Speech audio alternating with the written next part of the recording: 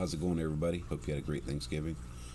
Today, I want to get into how to set up your eBay store, some tips I have, things like that. Hopefully, you watched my other video on why you should be selling your print-on-demand products on eBay. But now I want to give you some tips and things I do that I think help out and will help you out. First is set up an eBay store. You don't have to start with a big store. You can start small, scale it up. I don't recommend starting with the big store, only because if you set up a small store, eBay will offer you a promotion where you can upgrade your store and keep the same price for a couple months. It's just a quick way to save money and scale up your store. Second, shipping. I know a lot of you guys have already talked about this. I hear it go back and forth, but eBay will often tell you and offer free shipping. You can incorporate it right into the price of your product. It's not a big deal. It's only a few dollars. Just absorb it in the thing, and customers will like it, and it'll get your product higher up in the search listings. Sizing charts. Always include sizing charts. If you're using SPOD like I recommended, there's a little feature there. Turn on a sizing chart for every product you make. I always use it. It gives you something to fall back on when a customer complains about sizing. Your titles and descriptions. So in your descriptions, always be very descriptive of the product. I sell some unique products through SPOD. I'll give you an example of an issue I had that I was able to alleviate just by having a good description. They sell a lightweight terry hoodie. It has a rough cut edge. It's not hemmed up. Most people love it, but I had a customer. They emailed me right away after receiving it, demanding I give them a refund. That's not what they ordered. They didn't even want to send the product back to me. So I highlighted the description, sent it back to them. They really didn't have much to say after that. They end up saying, well, it's a gift for somebody. I'll see if they like it. If they like it, I won't return it. I never heard from them again. They end up leaving me good feedback. So your description can bail you out sometimes. It kind of shows the customer where they might be wrong. So always be very descriptive with your product. Your titles. You're limited on area. You can stuff keywords, so don't stuff it. Make your titles reflective of what somebody will search for. Don't just try to jam it full of senseless keywords. I know you think it's getting you more stuff, but people search, just use titles that make sense. Don't just try to jam it full of keywords and you have a senseless title that doesn't even make sense. It doesn't help your ranking. Returns. eBay will tell you would higher in the search if you offer returns. I don't offer free returns. I make the buyer pay for the returns. It kind of thwarts some senseless returns. Occasionally, I'll get sizing returns and I exchange them. I do make them pay for the shipping. The only time I won't make somebody pay for shipping or ask them to return it to me is if there's a defective product and it's my problem, my fault, and if your print partner sends out a bad product, that's your fault. They're acting on your behalf. So in that case, you just send them a replacement shirt. That's what I do. If you're using SPOD like I recommend, all you do is send them a picture of what might be wrong with it. They don't want the product back either.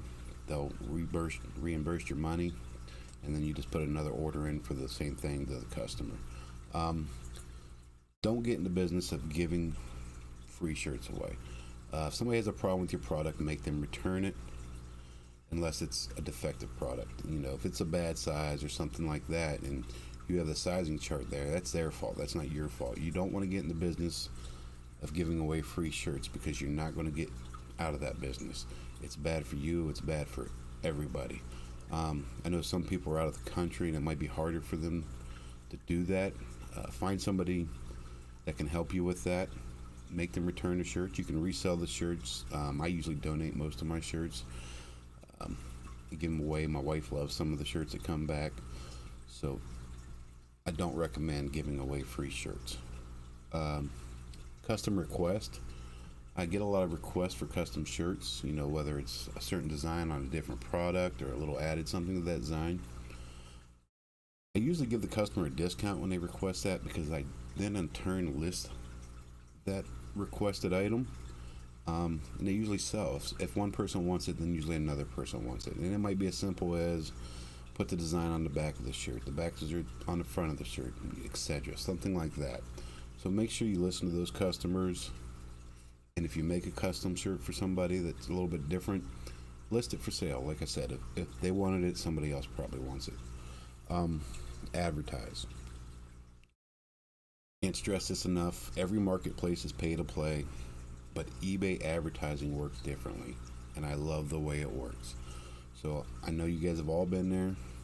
You come up with this great design, you know it's going to make money, so you invest all this advertising in it. It's a dud.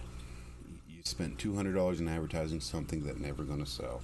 It didn't sell anything. Maybe John from Indiana bought one, but it cost you $200 to get him that one shirt. I mean, thanks John for buying my shirt, but it didn't work. So how eBay advertising works is you pay a percentage. You only pay if that shirt sells. So you go in there, you promote your listings, you say I'll pay 10% if they buy this shirt through advertisement. So that means even if it's crappy, the only way you're going to pay is if somebody actually buys that shirt. Now it might seem a little expensive, 10%, but you're only paying that if somebody buys the shirt. So if it's a $20 shirt, it sells. You pay $2 in advertisements, probably around $2.50 in fees. You're still making profit, and it's helping get yourself up in the rankings. They're just like every other search engine out there. The more you sell, the more they'll promote you on themselves. You don't have to rely on the advertisements. Excuse me. Another one, diversify your portfolio. Just because you sell something in this niche, don't be scared to jump out and sell something else. You can sell a Trump shirt and an anti-Trump shirt in the same store. People don't care. If they want your product, they're going to buy it. Don't be scared to put yourself out there and sell something that you're not familiar with. The worst that's going to happen is you don't sell it. Another thing, promotions. Take advantage of their promotions. One thing I always run is I always give $5 off if you purchase 2 products or more. But you can do a lot of other ones, bulk discounts. If you look at the pricing structure with SPOD, you could actually set up buy 2 shirts, get 1 free, and still make a profit on that. So there's a lot of things you can do. Always give your customer a reason to buy more shirts off of you. That's just always good. Last thing I want to get into is the fees. I hate the way eBay handles their fees because they don't just take them out of what you sell.